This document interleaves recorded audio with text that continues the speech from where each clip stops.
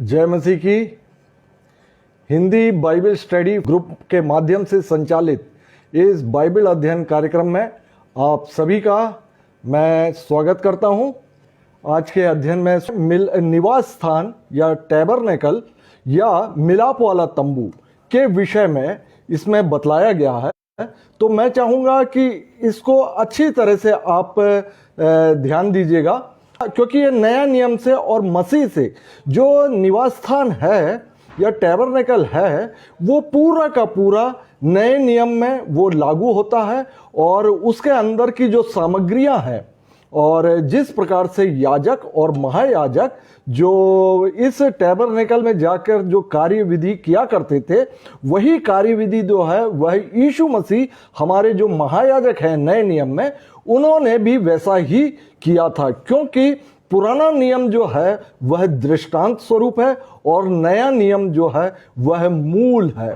तो नए नियम विश्वासियों के लिए पुराना नियम जो है एक प्रतिबिंब की तरह है, एक छाया की तरह है, या परमेश्वर ने नए नियम विश्वासियों को सिखाने के लिए पुराने नियम की सारी घटनाएं उसमें घटी। और पुराने नियम में परमेश्वर ने अपनी चुनी हुई प्रजा इज़राइलियों के माध्यम से अपनी जो वाचा को पूरा करना चाहा, लेकिन जब उन्होंने वाचा को तोड़ दिया तब परमेश्वर ने यीशु मसीह के द्वारा नई वाचा बांधी। और नई वाचा के अंतर्गत हम आप जो हैं वो परमेश्वर की संतान ठहरते हैं। तो यहाँ पर बात कर रहे हैं कि निवास स्थान या टैबरनेकल, इसके विषय में निर्गमन और उसका 25 अध्याय और उसका 8 और 9वें वचन में पाया जाता है कि वे मेरे लिए एक निवास स्थान बनाए। परमेश्वर ने मूसा को यह आज्ञा दी थी कि वे मेरे लिए एक निवास स्थान बनाए कि मैं उनके बीच निवास करूं। परमेश्वर इज़राइलियों के बीच में बसना चाहते हैं या उनके बीच में रहना चाहते थे। मैं उनके बीच निवास करूं, जो कुछ मैं तुझे दिखाता हूं, अर्थात निवास स्थान और उसके सब सामान का नमूना, उसी के अनुसार तुम लोग उसे बनाना। और हम जानते हैं, बाइबल बतलाते हैं कि परमेश्वर ने जो 40 दिन और 40 रात जब मूसा पहाड़ के ऊपर 10 आज्ञाएं लेने गए थे, तब परमेश्वर ने इस निवास स्थान की एक एक बारीकियां जो है मूसा को बतला कर दी थी, जो कि निर्गमन 25 अध्याय से लेकर 40 अध्याय के बीच में पाया जाता है। और जिसका कि वर्णन हम आज करने जा रहे हैं, हम अध्ययन उसका करने जा रहे हैं। तो ये जो निवास स्थान का, इसकी एक एक नाप, जो क्या क्या सामान होना, सब कुछ जो है परमेश्वर ने 10 आज्ञाएं देते समय होरे पर्वत पर परमेश्वर ने मूसा को बतला दिया था। और मूसा ने इन बातों को लिख लिया था, जो कि निर्गमन से लेके व्यवस्था विवरण तक की पुस्तक में ये पाया जाता है, और जिसको कि हम नियम की पुस्तक भी कहते हैं। तो परमेश्वर ने यहां पर बतलाया, मूसा को बतलाया कि मैं उनके बीच में निवास करना चाहता हूं, मैं उनके बीच में बसना चाहता हूं, और इसीलिए तुम मेरे लिए एक निवास स्थान बनाना।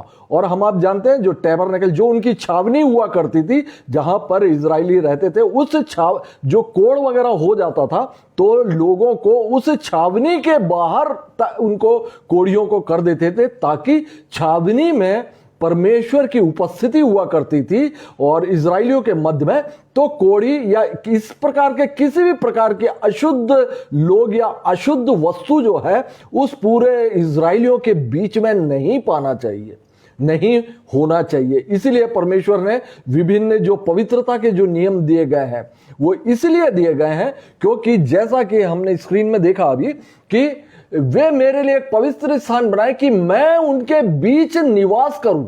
जो कुछ मैं तुझे दिखाता हूं, अर्थात निवास स्थान और उसके सब वस्तुओं का नमूना, उसी के अनुसार तुम लोग उसको बनाना। अब आप देखेंगे कि ये रेगिस्तान में ये टैबरनेकल किस प्रकार से था। आप देखेंगे कि एक इन सब का नाप दिया हुआ है कि ये जो बॉक्स जैसा है इसके अंदर दो भाग हुआ करते थे, परम पवित्र स्थान या महापवित्र स्थान, और दूसरा भाग ये पवित्र स्थान कहलाता था, और तीसरा स्थान इस पूरे टैबरनेकल का ये पूरा आंगन कहलाता था। ये पूरा आंगन कहलाता था, और इस प्रकार से तीन भागों में मिलकर ये निवास स्थान या टैबरनेकल हुआ करता था। बाहरी आंगन में यहां पर द्वार हुआ करता था। जब कोई व्यक्ति पाप कर देता था तो वह मेमने को लेकर इस स्थान से प्रवेश करता था, और यहां पर वे बलि किया करते थे। और बलि करने के बाद इस आंगन में, इस कोर्टयार्ड में दो वस्तुएं प्रमुख हुआ करती थी। एक था ये पीतल की वेदी जिसमें कि बलि वस्तु को जलाया जाता था, और इसके बाद ये स्थान जो है टैबरनेकल में याजक या महायाजक प्रवेश करने के पहले ये स्थान हाथ धोने का ये हौदी हुआ करता था जिसमें कि पानी भरा करते थे।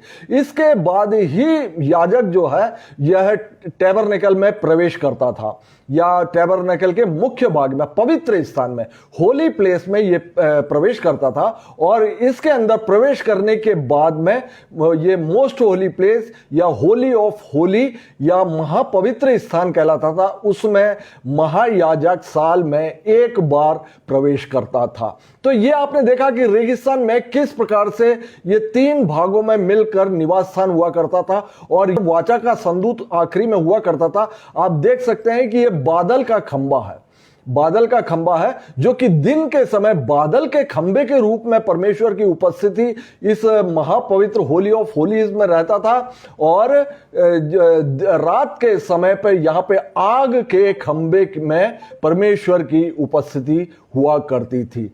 अब आपने बाहरी भाग को देख लिया, ये आंगन है। अब हम भीतरी भाग को देखने जा रहे हैं कि भीतरी भाग में आप देखेंगे जैसे ही आप आंगन से प्रवेश करते हैं, पवित्र स्थान कहलाता था। ये 15 बाई 30 फुट का हुआ करता था, जिसमें कि ये 7 लैम्प स्टैंड या दीवट या दीपक रखा जाता था, और यह जो है धूप वेदी हुआ करती थी, और यह ब्रेड रखने की मेज हुआ यहां करती थी। और इसके बाद में महापवित्र स्थान हुआ करता था, यह भीतरी भाग, जहां पर ऊपर हमने देखा था कि परमेश्वर की उपस्थिति बादल के रूप में है, और यहां पर वाचा का संदूक रखा रहता था। और इस वाचा के संदूक पर या इस महापवित्र स्थान पर महायाजक साल में एक बार प्रवेश करता था, और सारी मंडली के प्रायश्चित के लिए यहां पर लहू लेकर जाया करता था। तो यह महापवित्र स्थान या होली ऑफ होली और पवित्र स्थान होली प्लेस, इन दोनों के बीच में यह पर्दा हुआ करता था। और यह पर्दा जो है, यही पर्दा यीशु मसीह के समय काल में, जब यीशु मसीह का जब प्रायश्चित बलिदान हुआ क्रूस पर, उस दिन जो है यह पर्दा फट गया था। इसका अर्थ यह था नए नियम में कि अब क्योंकि नए नियम में हम सभी याजक होते हैं, तो याजक के जो प्रवेश जो है इस पवित्र स्थान में मात्र हुआ करता था। याजक जो है महापवित्र स्थान में प्रवेश कभी नहीं करता था। यहां पर सिर्फ महायाजक प्रवेश साल में एक बार करता था।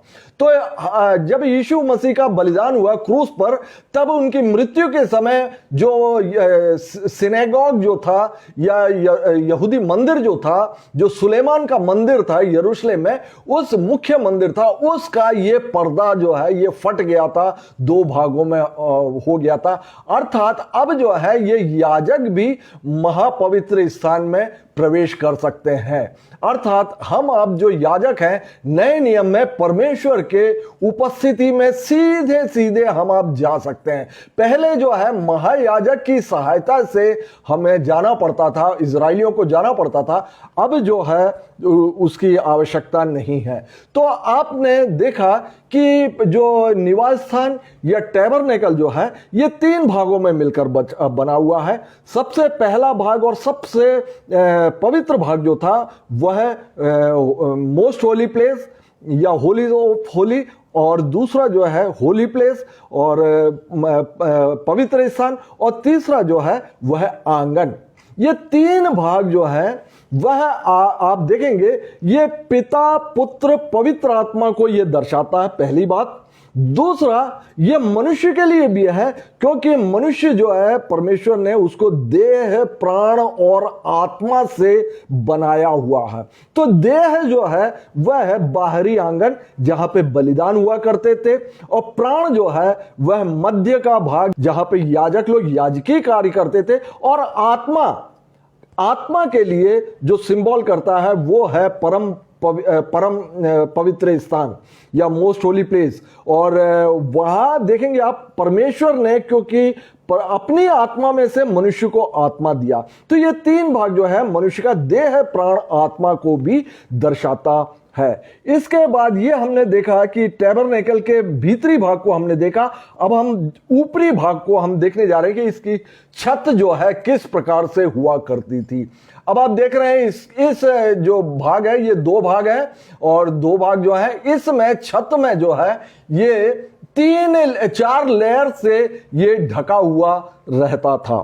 4 लेयर हुआ करते थे इसके। पहला लेयर जो है ये लिनन का हुआ करता था, जो कि भीतरी भाग हुआ करता था, जो कि आप टैबरनेकल में अंदर जाएंगे तो ऊपर देखेंगे तो ये लिनन का पोर्शन आपको दिखेगा, या लिनन की चादर आपको दिखेगी जिसमें कि करूब बने रहते थे। और दूसरा भाग जो है ये बकरी के बालों से बना होता था, और बकरी के बालों का पर्दा हुआ करता था।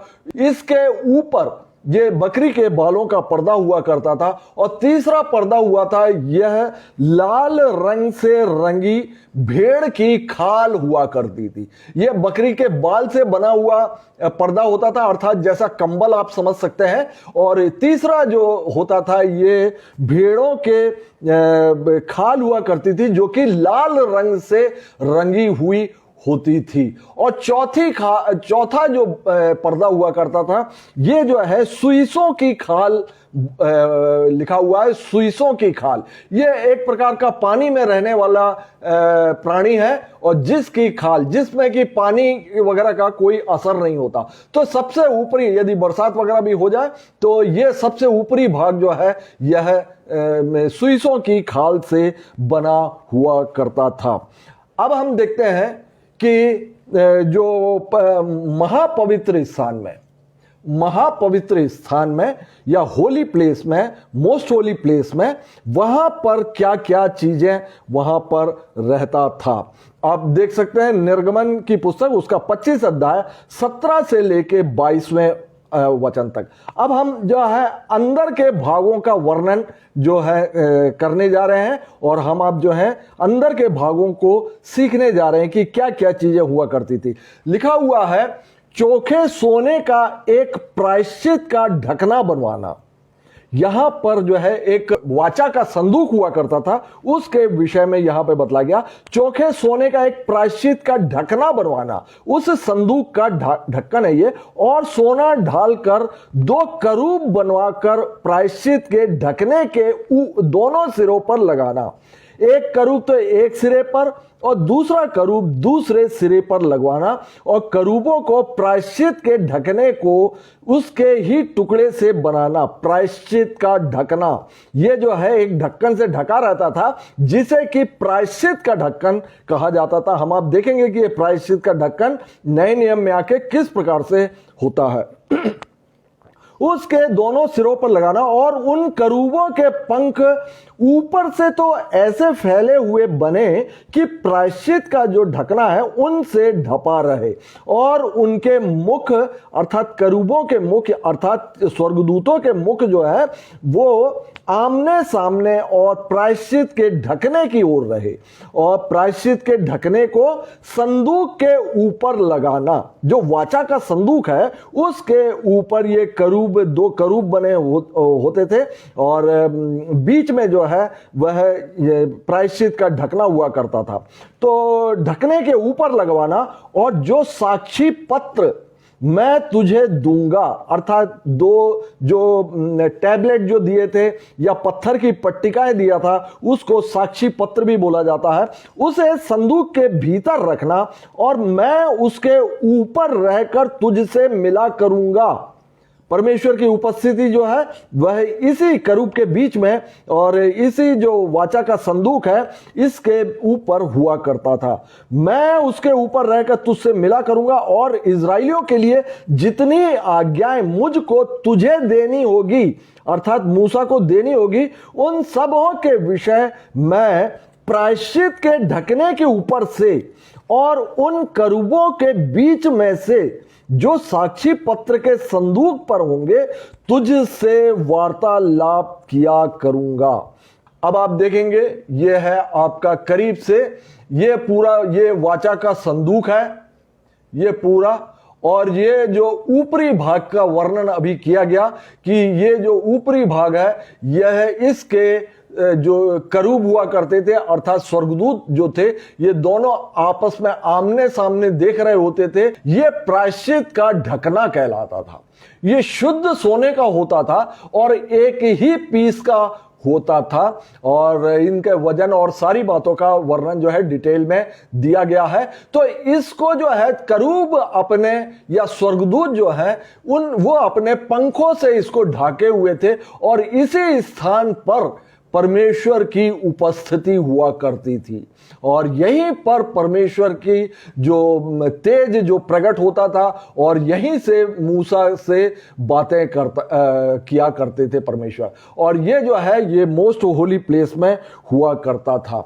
और इसके विषय में और हम देखेंगे इब्रानियों और उसका 9वां अध्याय और 3रा और 4था वचन कि दूसरे पर्दे के पीछे वह तंबू था जो परम पवित्र स्थान कहलाता था, मोस्ट होली प्लेस कहलाता है। उसमें सोने की धूपदानी और चारों ओर से मड़ा हुआ वाचा का संदूक इसमें इस वाचा के संदूक में क्या क्या था, इसमें मन्ना से भरा हुआ सोने का मर्तबान था और हारून की छड़ी जिसमें फूल फल आ गए थे और वाचा की पट्टिका थी। इस संदूक के भीतर जो है 3 चीजें हुआ करती थी जो कि नए नियम में इब्रानियों 9 का 3 और 4 में हमने देखा कि इसमें जो है सोने के मर्तबान में मन्ना हुआ करता था और हारून की छड़ी हुआ करती थी और वाचा की पट्टिका इसमें हुआ करती थी। और आगे हम देखते हैं कि प्रायश्चित के ढकने के विषय में बहुत इंपॉर्टेंट जो था जिसमें कि परमेश्वर की उपस्थिति हुआ करती थी। और यह देखिए रोमियो उसका 3रा अध्याय और 25वां वचन, और इसमें देखेंगे आप पाएंगे कि परमेश्वर ने उसके लहू के कारण, यीशु मसीह के लहू के कारण परमेश्वर ने एक ऐसा प्रायश्चित ठहराया जो विश्वास करने से कार्यकारी होता है, जो कि जो पाप पहले किए गए और जिनकी परमेश्वर ने अपनी सहनशीलता से आनाकानी की उनके विषय में वह धार्मिकता प्रकट करे। यह परमेश्वर ने यीशु मसीह को हमारे आपके लिए प्रायश्चित ठहराया है और प्रायश्चित ठहराया, और इसी प्रायश्चित के ढक्कन पर परमेश्वर की इजराइलियों के निमित्त उपस्थिति हुआ करती थी। और जब कभी जो पाप किए जाते थे इजराइली बाहर आंगन में मेमने को काट के याजक जो है अंदर लहू लेकर आता था, परमेश्वर की उपस्थिति यहीं हुआ करती थी और इसी प्रायश्चित के ढकने के ऊपर उपस्थित रहकर परमेश्वर उनके पापों को क्षमा करते थे और मूसा को जो आज्ञाएं देनी थी वह इसी प्रायश्चित के ढकने के ऊपर उपस्थित रहकर ही वे आज्ञाएं देते थे। तो ये जो प्रायश्चित का ढक्कन है या ढकना है यह यीशु मसीह को सिंबल करता है, यीशु मसीह के बतलाता है। जिस प्रकार से परमेश्वर ने यीशु मसीह के द्वारा ही आज्ञाएं हम सबों को, जो नए नियम के इजरायली हैं या नए नियम के विश्वासी जो हम आप हैं, उनके लिए परमेश्वर ने आज्ञाएं दी और इसी प्रायश्चित के ढकने में उपस्थित रहकर अर्थात यीशु मसीह के द्वारा ही हमारे आपके पाप भी क्षमा किए जाते हैं। तो ये रहा जो परम पवित्र स्थान में वाचा का संदूक हुआ करता था और 2 करूब उसके ऊपर हुआ करते थे और बीच में जो है प्रायश्चित का ढक्कन होता था, ढकना होता था और जिसमें परमेश्वर की उपस्थिति रहती थी। यहां पर ये 15 बाई 15 फीट का ये कमरा हुआ करता था और इसमें किसी भी प्रकार की कोई खिड़की या रोशनी नहीं हुआ करती थी। ये पूरी तरह अंधेरे में डूबा रहता था और इसके बाहर जो है निकलेंगे तो आप पवित्र स्थान में प्रवेश करेंगे। पवित्र स्थान और महापवित्र स्थान के बीच में पर्दा हुआ करता था, जिसके विषय में मैंने बताया कि यीशु मसीह का जब क्रूसिफिकेशन या प्रायश्चित बलिदान जब क्रूस पर हुआ, तब जो है सुलेमान का मंदिर का जो पर्दा था, जो यरूशलेम का मंदिर था, उसका मंदिर का पर्दा भी फट गया था। ये जो पर्दा है, पर्दे के विषय में पाया जाता निर्गमन 26 अध्याय और 31वें वचन में। फिर नीले, बैंगनी और लाल रंग के और बटी हुई सूक्ष्म सनी वाले कपड़े का, लिनन के कपड़े का एक बीच वाला पर्दा बनवाना। वह कढ़ाई के काम किए हुए करूबों के साथ बने। करूबों के साथ, बार बार ये करूब शब्द आ रहा है, तो आपको मैं उसको बतला के भी दे रहा। स्वर्गदूत वास्तव में क्या है कि जो स्वर्गदूत हुआ करते हैं, इनकी कई श्रेणियां हैं। 9 श्रेणी तक जो है माना जाता है। स्वर्गदूतों की 9 श्रेणी हुआ करती है और इसमें जो एक करूब जो है, चेरुबीम, ये एक श्रेणी है। और सबसे पवित्र स्वर्गदूत या परमेश्वर के निकट रहने वाले जो स्वर्गदूत है, उनको सराफीम बोला जाता है। सराफीम बोला जाता है। ये जो है, ये चेरुबीम है, ये करूब है।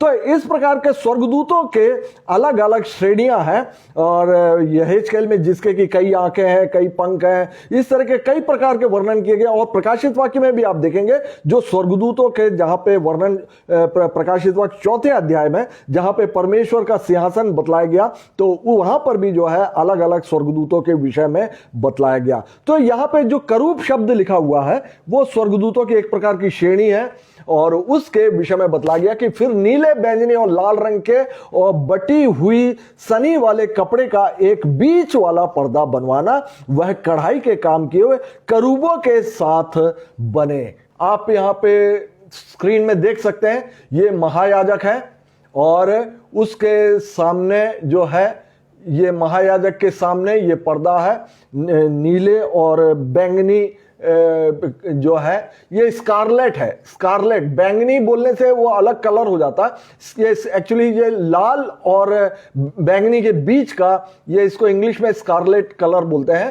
तो ये और नीले पर्दे, इसमें आप देखेंगे ये करूब बने हुए हैं, कढ़ाई किए हुए करूब या स्वर्गदूत बने हुए हैं, ये हुआ करता था। इसके भीतर जो है वाचा का संदूक होता था। ये जो है पवित्र स्थान कहलाता था। यहां पर जो है याजक हमेशा आया जाया करते थे और याजक के सामने ये देखेंगे आप धूप वेदी यहां पर रखी हुई है, जो कि इसके धूप वेदी के सामने पर्दा है और पर्दे के ठीक सामने अंदर की तरफ वाचा का संदूक हुआ करता था।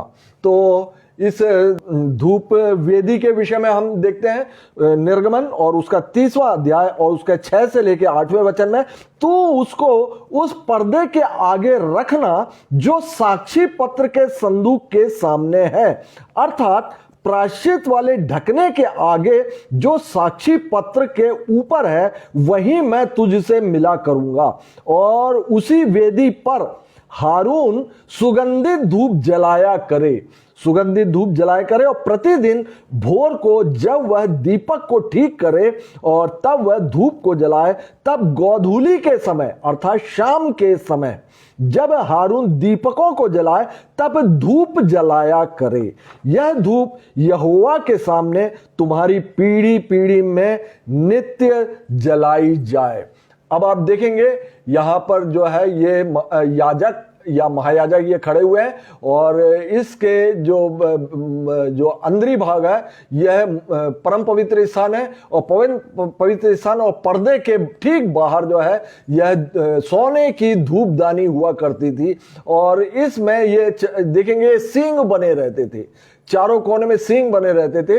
इसमें याजक के लिए लिखा है कि वह प्रतिदिन भोर को जब वह दीपक दीपक जो है 7 लैम्प स्टैंड भी इसी कमरे में हुआ करता था, और जब उसको जलाने आए तब इसमें सुगंध द्रव्य डाला जाता था।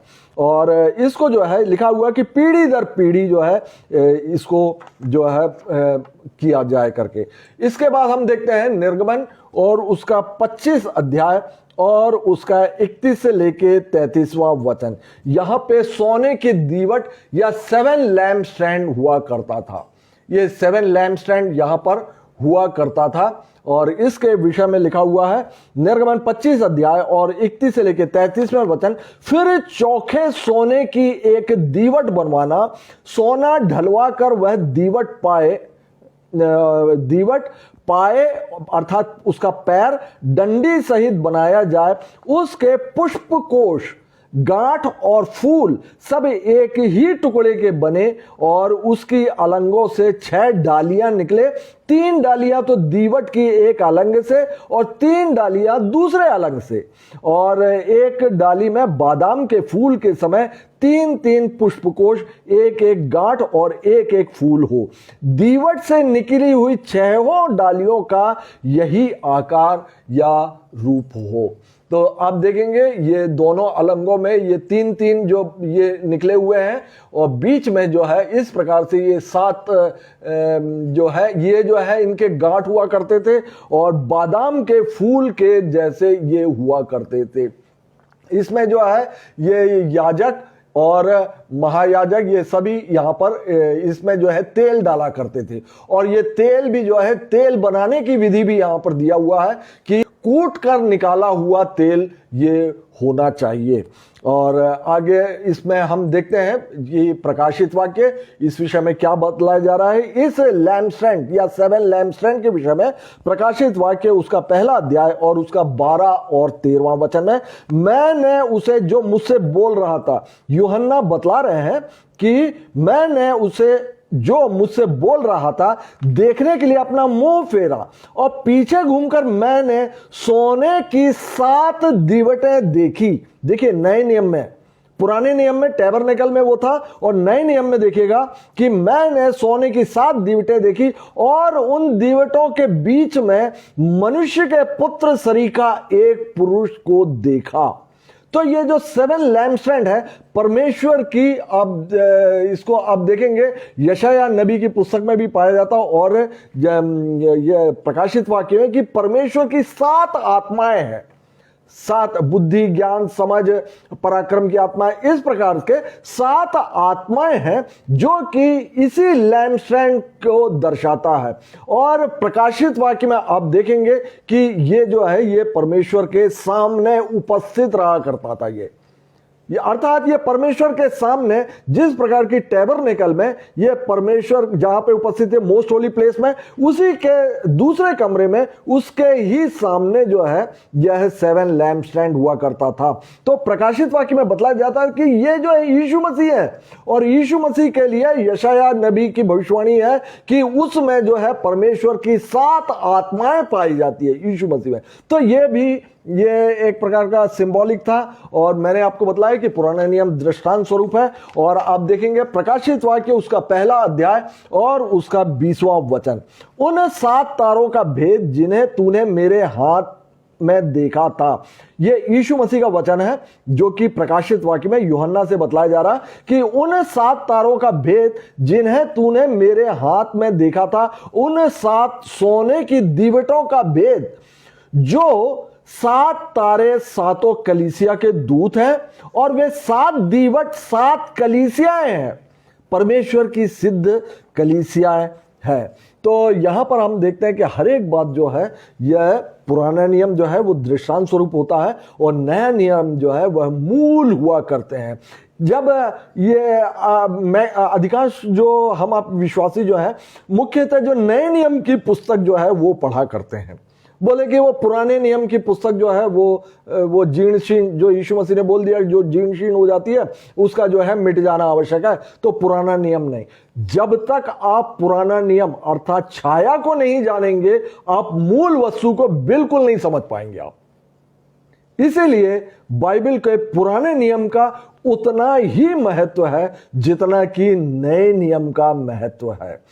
जो बातें यीशु मसीह ने कही हुई हैं वे सब बातें जो है पुराने नियम में वो दृष्टांत के रूप में आप देख सकते हैं। जो पुराने नियम की जो घटनाएं हैं जो घटी हुई हैं, जो कि इजरायली लोग जो लाल समुद्र पार करके जो मिस्र देश से निकल आए, जो कनान देश दिया गया, ये सारी बातें जो है ये दृष्टांत के रूप में है और नए नियम विश्वासियों के लिए। और आगे हम देखते हैं निर्गमन की पुस्तक उसका 25 अध्याय और 23वां वचन और 28 से लेके 30वां वचन। यहां पर जो है ये पवित्र मेज हुआ करती थी जिसका कि वर्णन लिखा कि बबूल की लकड़ी का एक मेज बनवाना, एक टेबल बनवाना, उसे चौखे सोने से मढ़वाना और डंडे को बबूल की लकड़ी के बनवाकर सोने से मढ़वाना और मेज उन्हीं से उठाई जाए।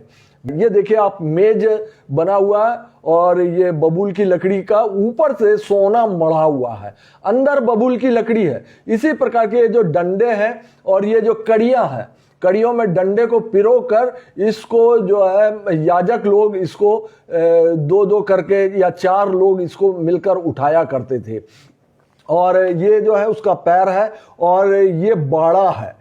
ये बाड़े के विषय में भी लिखा हुआ कि जो टेबल है वो बाड़ा होना चाहिए और इसमें जो है इज़राइल के गोत्र की गिनती के अनुसार यहाँ पे रोटी रखी जाती थी और अर्घ देने के लिए यहाँ पे दाखमधु और तेल भी यहाँ पर रखा जाता था। तो ये यहाँ पे 12 रोटी देखिएगा रखा हुआ है जो कि इज़राइल के 12 गोत्र को दर्शाता था। तो यहां पे लिखा हुआ है कि बबूल की लकड़ी का एक मेज बनाना, उसे चोखे सोने से मढ़वाना, डंडों को बबूल की लकड़ी को बनवाकर सोने से मढ़वाना और मेज उन्हीं से उठाई जाए, अर्थात डंडे की मदद से ही उठाई जाए और उसके परात और धूपदान और चमचे, उंडेलने के कटोरे सब चौखे सोने के बनवाना। यहां पे परात मतलब थाली और धूपदान और चम्मच और कटोरे सब जो हुआ करते थे यहाँ पे सब चोखे सोने का बनवाना और मेज पर मेरे आगे भेंट की रोटियां नित्य रखा करना। और ये जो भेंट की रोटी जो है प्रतिदिन याजक यहां पर रखता था। ये पवित्र स्थान में है, परम पवित्र स्थान में नहीं है, ये पवित्र स्थान में है।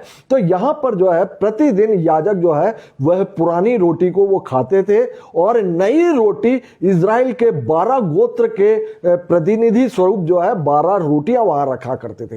एक बार की घटना आपको याद होगा राजा दाऊद के समय पर, जब राजा दाऊद जो है शाऊल के डर से भागते हुए फिर रहे थे, तब वह एक सिनेगोग में गया और वहां पर वो उसको बहुत जम के भूख लगता है, तब जो है उसने उस रोटी को खाया था जिसको कि सिर्फ और सिर्फ लेवी याजक ही खाया कर सकते थे। और राजा दाऊद जो थे वो यहूदा के गोत्र के थे और इसका वर्णन जो है, इस घटना का वर्णन नए नियम में भी पाया जाता और ये यीशु मसीह में भी पाया जाता है कि देखिए यीशु मसीह लेवी गोत्र का ना होते हुए भी, यहूदा गोत्र के होते हुए भी वो जो है हमारे आपके महायाजक बने। ये टैबरनेकल का जो भीतरी जो 2 भाग का वर्णन हमने किया अभी और इस बात को सीखा जो कि परम पवित्र स्थान और उसके बाद इसके भीतर पवित्र स्थान।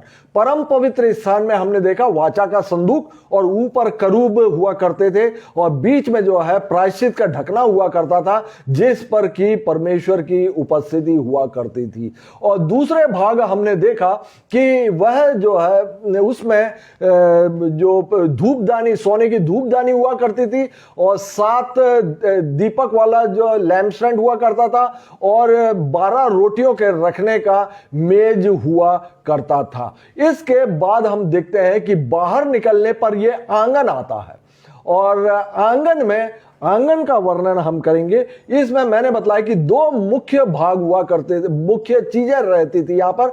यह जो है पीतल की वेदी हुआ करती थी और यह जो है पीतल की हौदी हुआ करती थी जिसमें कि पानी भरा रहता था और यहां पर जो है पशु का बलिदान किया करते थे। तो यह पीतल की वेदी और ये जो पीतल की हौदी जिसमें कि पानी भरा रहता था, इसके वर्णन के विषय में बाइबल बतलाती है, निर्गमन उसका 27 अध्याय और 1 से लेके 3 वचन। वेदी चौकोर हो और उसके चारों कोनों पर 4 सींग बनवाना, वे उस समेत एक ही टुकड़े के हों, उसे पीतल से मढ़वाना। ये वेदी क्यों चौकोर हो और उसके चारों सीनों पर सींगों का क्या अर्थ है, ये सब कुछ नए नियम में है। और उसकी राख उठाने के पात्र, फावड़ियां और कटोरे और कांटे और अंगीठियां बनवाना, उसका कुल सामान पीतल का बनवाना। और उसकी राख उठाने के पात्र और फावड़ियां, फावड़े और कटोरे और कांटे और अंगीठियां, ये जो है उसका कुल सामान पीतल का बनवाना। और यहां पर आप देख सकते हैं कि ये जो है ये पीतल की वेदी जो है ये आंगन में, कोर्टयार्ड में हुआ करता था। और यहां पर देखिए आग जल रहा है और बाकी जो इसमें ये याजक इसके ऊपर खड़े होकर इसमें बलि वस्तु को डाला करते थे। और ये सारे वस्तुओं का चम्मच है, कटोरे हैं और फावड़ियां हैं राख को अलग करने के लिए, ये सब हुआ करता था। और इसके विषय में लेव व्यवस्था और उसका 6वां अध्याय और उसका 12 और 13वां वचन पाया जाता है कि वेदी पर आग जलती रहे, कभी बुझने ना पाए। इस वेदी पर, जो पीतल की वेदी जिसपे कि बलि वस्तु को जलाया जाता था बलि के बाद में, इसकी वेदी पर इसकी आग जो है कभी बुझने ना पाए। और याजक भोर भोर अर्थात सुबह सुबह पर लकड़ियां जलाकर होम बलि के टुकड़ों को उसके ऊपर सजाकर धर दे और उसके ऊपर मेल बलि की चर्बी को जलाया करे। वेदी पर आग लगातार जलती रहे, वह कभी बुझने ना पाए।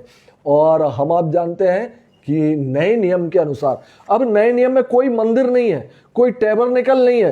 चर्च जो है एक एकत्रित होने का स्थान है, वो कोई टैबरनेकल के जैसे कोई पवित्र स्थान नहीं है। वहां पर जो है परमेश्वर की आराधना और स्तुति होती है। और तब देखते हैं कि परमेश्वर ने जो है नए नियम में ये वेदी जो है हम आपका शरीर है, और इसी में जो है परमेश्वर की उपस्थिति भी हुआ करती है। और वचन आप देखिएगा जिसके विषय में पाया जाता है, 1 कुरिन्थियों 6वां अध्याय और उसका 19वां वचन। क्या तुम नहीं जानते कि तुम्हारी देह पवित्र आत्मा का मंदिर है, जो तुम में बसा हुआ है और तुम्हें परमेश्वर की ओर से मिला है और तुम अपने नहीं हो। रोमियो 12:1, अपने शरीरों को जीवित, पवित्र और परमेश्वर को भावता हुआ बलिदान करके चढ़ाओ, यही तुम्हारी आत्मिक सेवा है। और अब आप देख सकते हैं कि जो आंगन में जो वेदी हुआ करती थी उसमें बलि वस्तु को जलाया जाता था बलिदान के बाद में, बलिदान। तो यही है हमारा बलि वस्तु भी जो है और बलिदान भी जो है, और यही है वेदी और यही है परमेश्वर का मंदिर। और जिसमें कि इजराइलियों को बोल दिया था कि उस पूरे टैबरनेकल में कि परमेश्वर की उपस्थिति के लिए मोस्ट होली प्लेस में वहां पे परमेश्वर उपस्थित होना चाहते थे। परमेश्वर आज इस मंदिर में ही उपस्थित होना चाहते हैं। आगे हम देखते हैं पीतल की हौदी के विषय में, जहां पे निर्गमन 30वां अध्याय और उसका 18 से लेकर 20वें वचन में, धोने के लिए पीतल की एक हौदी और उसका पाया पीतल का बनवाना। ये आप देखेंगे कि आंगन में ही ये याजक जो है प्रवेश करने के पहले मोस्ट होली प्लेस में, या होली प्लेस और मोस्ट होली प्लेस जो कि अंदर हुआ करता था, उसमें प्रवेश करने के पहले यहां पर याजक जो है वो हाथ धोया करते थे।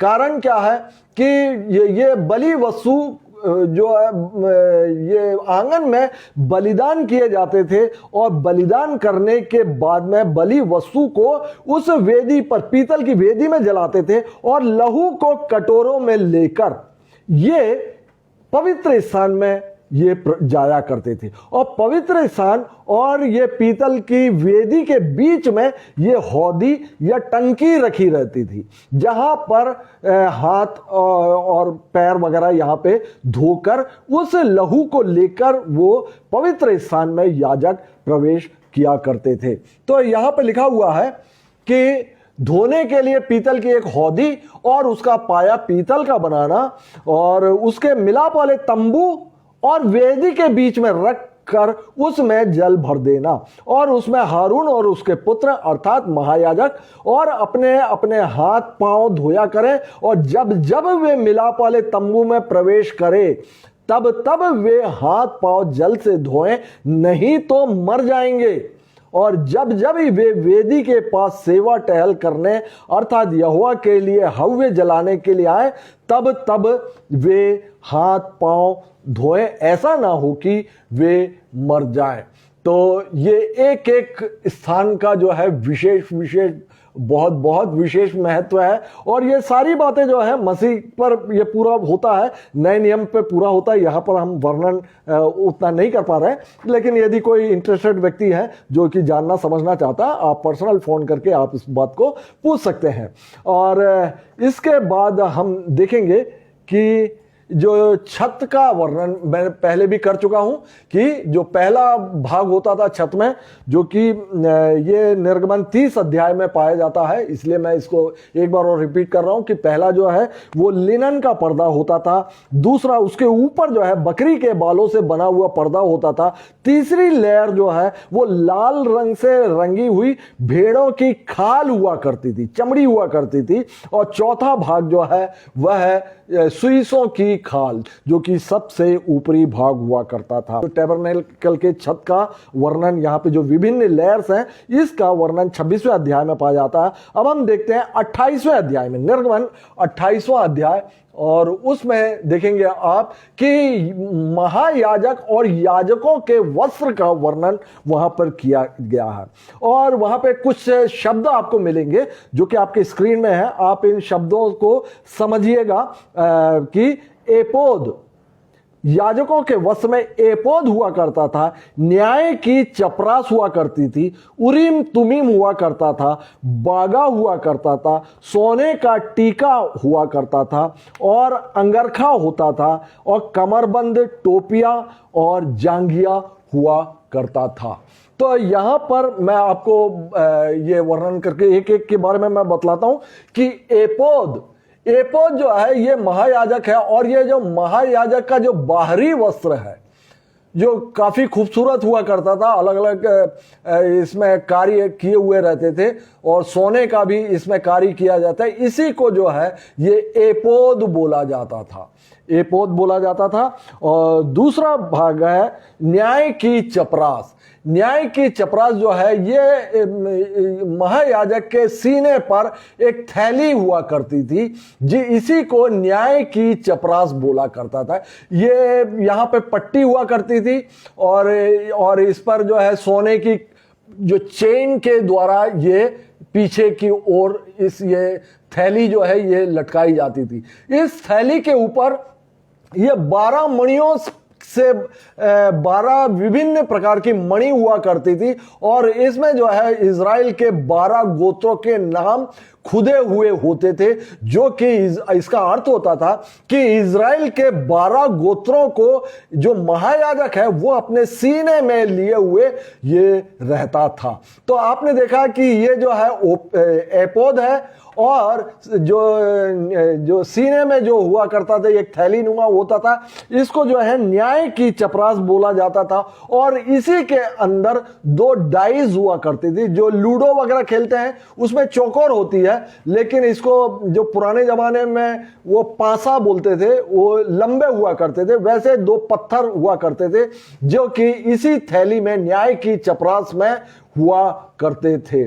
और इसके बाद जो है जो महायाजक जो वस्त्र है, ये जो है भीतरी वस्त्र जो है ये बागा ये कहलाता था, और इसके ये सिर में ये सोने का टीका लिखा हुआ, सोने की एक पट्टी हुआ करती थी। ये देखिए ये सोने की पट्टी जो है ये महायाजक लगाया करते थे, और इसमें लिखा रहता था कि प्रभु के लिए पवित्र, प्रभु के लिए पवित्र, और इस प्रकार का आप लिखा हुआ आप कैथलिक पोप्स के वहां पर भी आप देख सकते हैं, जो कि पुराने जमाने में जो यह महायाजक अपने सिर पर सोने की ये पट्टी लगाने की आज्ञा थी, जिसमें कि खुदा हुआ होता था कि प्रभु के लिए पवित्र। और इसके बाद जो है ये अंगरखा हुआ करता था, और ये कमर बंद लिखा हुआ कमर बंद हुआ करता था, और टोपी ये पगड़ी हुआ करती थी, ये पगड़ी हुआ करती थी, और जांघिया जो है वो लिनन की जांघिया हुआ करता था। तो ये जो है ये महायाजक का है वस्त्र है, और ये आप याजक का वस्त्र देखेंगे जो कि बहुत सिंपल हुआ करता था, और सिंपल हुआ करता था, और जो कि उतना भव्य नहीं था। लेकिन महायाजक के वस्त्र जो है बहुत ही भव्य हुआ करते थे, और ये पगड़ी हुआ करती थी, और ये जो है ये टोपी एक प्रकार की टोपी लगाया करते थे याजक। तो याजक और महायाजकों के वस्त्रों में ये भिन्नता थी। तो अब हम देखते हैं कि जो अध्याय 29 अध्याय में निर्गमन, और उसके 29 अध्याय में आप देखेंगे कि महायाजक का अभिषेक महायाजक की नियुक्ति पर किस प्रकार की विधियां हुआ करती थी या धर्मानुष्ठान हुआ करते थे, वे सब बातें जो है ये 29 अध्याय में हुआ जाता है। पहले उसको नहलाया जाता था, और फिर जो है तेल से अभिषेक किया जाता था, और भजन संहिता में भी पाया जाता है कि जब हारून का पहला महायाजक इजराइल में हारून होते हैं, और हारून का जब अभिषेक किया गया तो तेल जो है उसकी दाढ़ी से बहता हुआ वो निकला था। तो ये जो है विशेष बात थी, जो कि भजन संहिता में भी ये पाया जाता है। तो तेल से अभिषेक हुआ था, और जो इसमें बलिदान हुआ करते थे, जो कि बलि वस्तुओं की जांग और छाती का पोर्शन, ये सब जो है एक प्लेट में रख के परमेश्वर के सामने आरती दी जाती थी, जिसको कि लिखा हुआ है कि लहराना लिखा हुआ, ये वास्तव में आरती दिया करते थे ये सब। तो इस किस प्रकार से जो महायाजक हुआ करता था, उनका जो अभिषेक जो है वो विधि जो है 29 अध्याय में देख सकते हैं। तो ये जो आप देखेंगे उसमें सबसे पहला बात है नहलाना। महायाजक जो होता था सबसे पहला उसको नहलाना पड़ता था। मैं ज्यादा वर्णन नहीं करूंगा, आप सारी बातों को देखेंगे, आप यीशु मसीह में मिलेंगे। मैं सिर्फ पहली बात मैं आपको बतला रहा हूं, जो कि यीशु मसीह में पूरी होती है। पहला जो व्यक्ति का जिसका भी महायाजक होने के लिए नियुक्त करने के लिए अभिषेक किया जाता था, तो उसको जो है नहलाया जाता था। तो आप यीशु मसीह में भी देखेंगे कि यीशु मसीह भी जो सबसे पहले जो है उन्होंने बपतिस्मा लिया, सबसे पहला काम बपतिस्मा लिया, जो कि एक प्रकार का, क्योंकि यीशु मसीह भी जो है वो महायाजक होना है। यीशु मसीह महायाजक भी थे, वो बलि के मेमने भी थे, बहुत सी बातें हैं, राजाओं के राजा है, शांति के राजकुमार, बहुत कुछ है। लेकिन यहाँ टैबरनेकल में आप देखेंगे कि जब वो महायाजक है तो सबसे पहले उनका नहलाया जाता था अभिषेक करने के लिए, और उसके बाद जो है यीशु मसीह को आप देखेंगे सबसे पहले उन्होंने बपतिस्मा भी लिया। और आगे हम देखते हैं वचनों में, निर्गमन 29 अध्याय और उसका 38 से लेकर 41वां वचन, जो तुझे वेदी पर नित्य चढ़ाना होगा वह यह है, अर्थात प्रतिदिन एक वर्ष के 2 भेड़ी के बच्चे, और ये डेली वहां सैक्रिफाइस हुआ करता था, रोज वहां पे बलिदान हुआ करते थे, 2 भेड़ के बच्चों का, सुबह और शाम दोनों समय हुआ करता था। देखेंगे ये भी यीशु मसीह पर पूरी होती है। ये जो है जो आंगन हुआ करता था, उसमें जो वेदी थी, पीतल की वेदी में ये बलिदान दिया करता था, सुबह और शाम को, ये दोनों टाइम जो है ये बलिदान यहां पे किया करता है। बलिदान जो है ये आज के नए नियम के हिसाब से हमारी आपकी प्रार्थनाएं भी हैं, जो कि यहां पर जो सुबह और शाम के लिए दिया गया है, और नए नियम के हिसाब से वहां पे किसी भी प्रकार का भेड़ बकरियों का बलिदान नहीं है, वहां पर हमारी आपकी प्रार्थनाएं ठहरती हैं। और देखिएगा आप यीशु मसीह में किस प्रकार से पूरी होती हैं ये बातें, जो तुझे वेदी पर नित्य चढ़ाना होगा, डेली और वह यह है कि अर्थात प्रतिदिन एक एक वर्ष के 2 भेड़ी के बच्चे और एक भेड़ के बच्चे को तो भोर के समय और दूसरे भेड़ के बच्चे को गोधूली के समय, शाम के समय। गोधूली मतलब गाय के चलने से जो धूल उड़ती है उसको गोधूली का समय, शाम को जब जानवर लौटते हैं तो धूल उड़ती है तो उसी को गोधूली का समय बोला गया है। गोधूली के समय चढ़ाना और एक भेड़ के बच्चे के संग हीन की चौथाई। हीन जो है ये लिक्विड नापने का एक पैमाना हुआ करता था। एक हीन की चौथाई अर्थात 2 लीटर कूट के निकाले गए हुए तेल, जैतून का तेल हुआ करता था, और सना हुआ एपा का 10वां भाग मैदा। मैदे का जो मैदा कितना होना, एपा का 10वां भाग। एपा जो है 10 किलो का हुआ करता था, उसका 10वां भाग अर्थात 1 किलो। हीन का चौथाई अर्थात 2 लीटर। 8 लीटर का एक हीन हुआ करता था।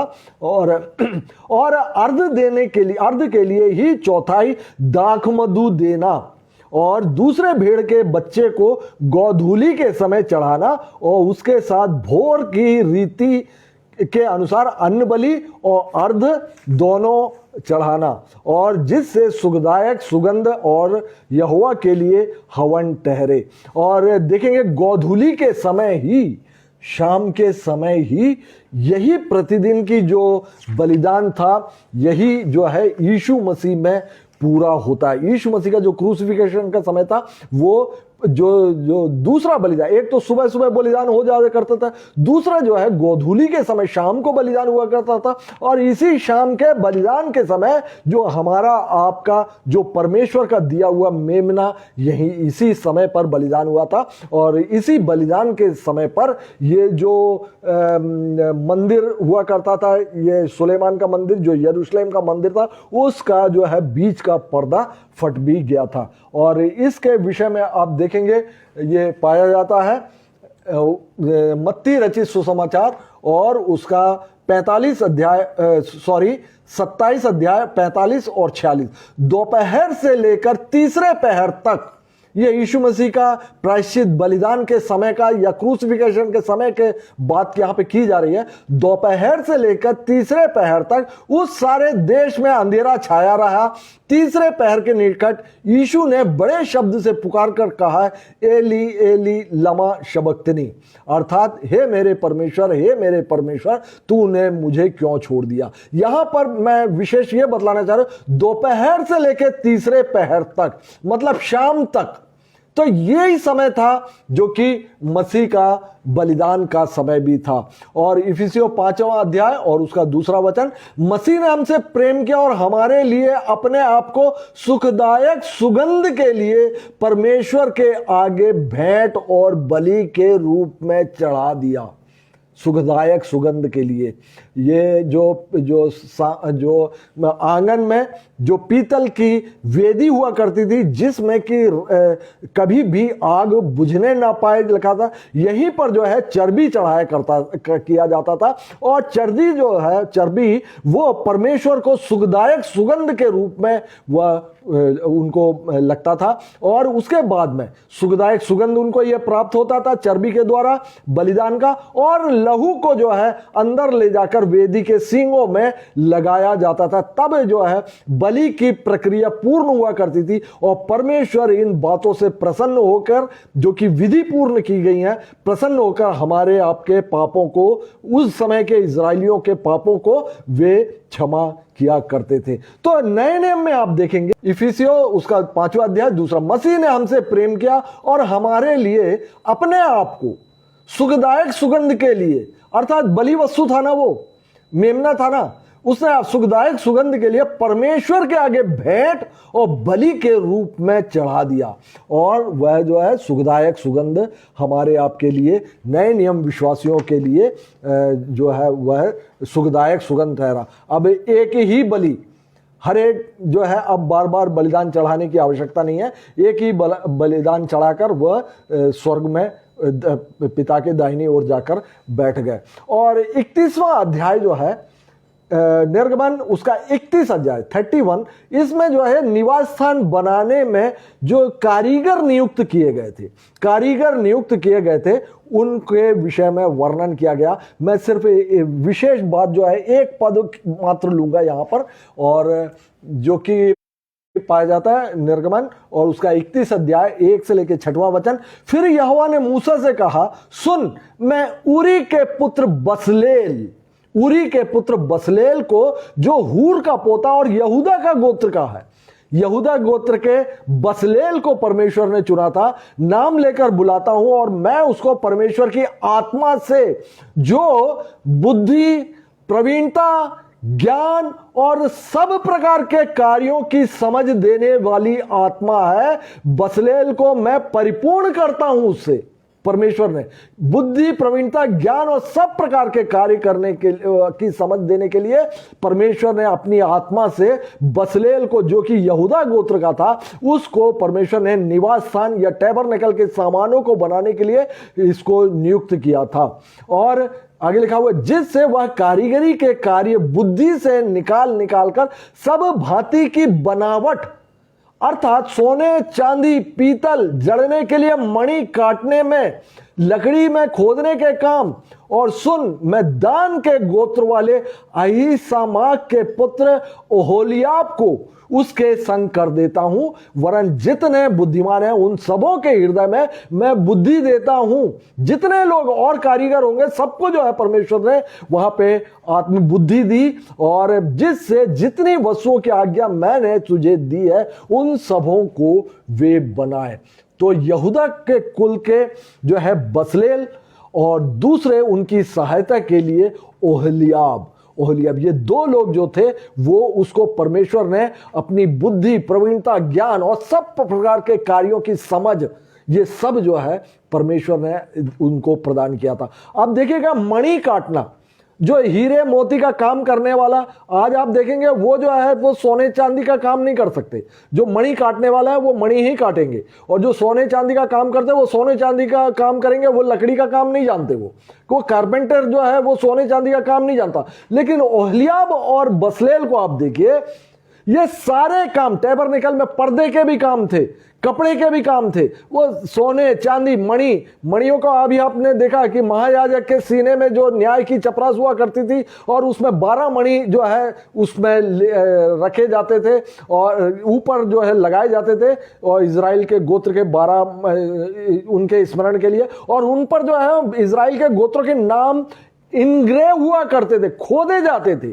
तो खोदना, ये सब भी कितनी बारीक काम है। ये सब जो है ओहलियाब और जो बसलेल को परमेश्वर ने अपनी आत्मा, मैंने पहले भी बताया परमेश्वर की 7 आत्मा है, और बुद्धि, यहां पर जो लिखा हुआ बुद्धि, प्रवीणता, ज्ञान और सब प्रकार के कार्यों की समझ, ये सब जो है परमेश्वर ने वहां पर दिया था।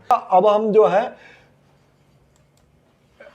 थोड़ा वर्चुअल रीति से इसको मैं दिखाना चाहूंगा आपको। आप इस बात को देखिएगा, आपके स्क्रीन में है। यह जो है, ये आप देखेंगे कि ये आंगन में प्रवेश के लिए ये पर्दा हुआ करता था। जो व्यक्ति पापी होता था वो बकरा लेकर इसी पर्दे के अंदर आंगन में प्रवेश करता था। और इस आंगन में यहां पर बलिदान किया करते थे, और बलि वस्तु को जो है, ये जो है पीतल की, ये जो है वेदी कहलाती थी, और ये वेदी में देखिए आग सदा जलती रहे। इस वेदी में जो है वो चर्बी भी जलाई जाती थी, और समूचे मेल बलि को समूचा भी इसको जलाया करते थे। और इसके बाद जो है याजक लहू को लेकर ये जो पवित्र स्थान है इसकी ओर जाते समय यहां पर ये पीतल की हौदी ये रखा रहता था, जिसमें कि पानी भरा रहता था, और इस पानी में जो याजक जो है अपने हाथ को वहां पर धोता था। और इसके बाद ये जो पर्दा है, पर्दे के भीतर जाता था, जहां पर इसको पवित्र स्थान मिलता था। पवित्र स्थान जो पहला भाग है, ये पवित्र स्थान में आप पहुंच गए हैं। इस पवित्र स्थान में आप देखेंगे कि 7 लैम्प स्टैंड है और यहाँ पर ये सोने का धूपदान भी रखा हुआ है, इंसेंस रहता था। और यहाँ पर देखेंगे ये मेज रखी हुई है और यहाँ पे 12 रोटियां जो कि इज़राइल के 12 गोत्रों के प्रतीक हुआ करते थे, ये परमेश्वर के सामने उपस्थित रखे जाते थे। और अब आप और थोड़ा सा और देखिएगा, यहां पर जो है रोशनी हुआ करती थी और ये रोशनी जो है ये जो 7 लैम्पस्टैंड जल रहा है इससे हुआ करती थी। लेकिन परम पवित्र स्थान में, मोस्ट होली प्लेस में बिल्कुल अंधेरा हुआ करता था, वहां पर जहां पर वाचा का संदूक रखा रहता था। ये जो 7 लैम्पस्टैंड जो जल रहे हैं, इनका तेल जो है जैतून का तेल, और ये सब कैसे निकालते, ये सब विधियों को परमेश्वर ने बताया था। ये जो इंसेंस या जो सुगंध द्रव्य जल रहे हैं, उस सुगंध द्रव्य को कैसे बनाया जाएगा, यह भी निर्गमन की पुस्तक में परमेश्वर ने हर एक बातों को बतलाया था।